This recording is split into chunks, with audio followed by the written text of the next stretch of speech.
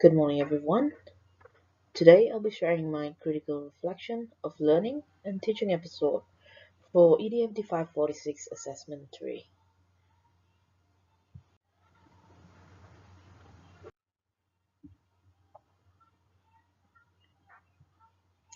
My teaching objective would be to critically analyze my lesson activity to three major frameworks, ensuring that my lesson activity relates to learning and development theories, uses learning strategies such as ICT and collaborative approaches to provide an inclusive classroom environment for diverse learners.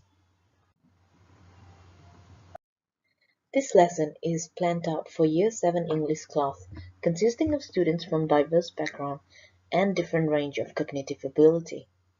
The lesson primarily focuses in comparing and critically analyzing two different language forms, and the students are currently in week 2 of term 1, which means that their prior knowledge is heavily dependent on week 1 activities. The making of teacher-student relationship is also ongoing, and the lesson is to be carried out in a classroom with an altered seating arrangement.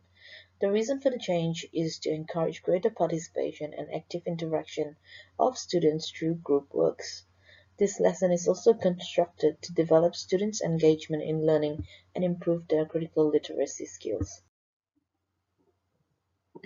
The desired outcomes of the lesson is to increase students' engagement in learning, and this could be done by using a hook to gain students' attention into the topic of focus.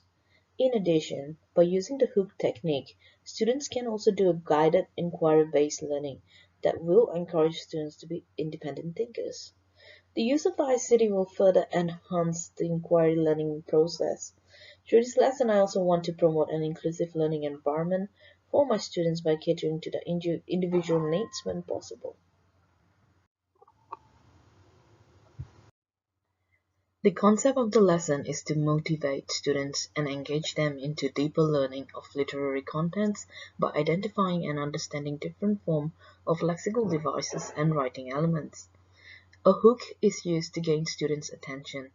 Through ICT, an image of Maya Angelou is shown, followed by a short discussion and a series of questions.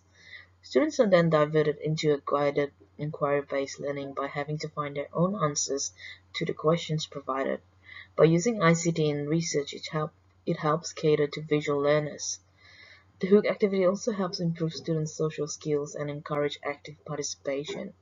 This is evidenced through a social constructivist framework, as Vygotsky's social cultural theory suggests that humans' higher level of mental cognition is developed through social interaction, and that individuals process ideas through active engagement and form new ways of thinking. The key activity of the lesson is the sequencing of tasks by arranging in correct order the topic sentences, supporting sentences, and whole paragraphs logical to the structure of a text.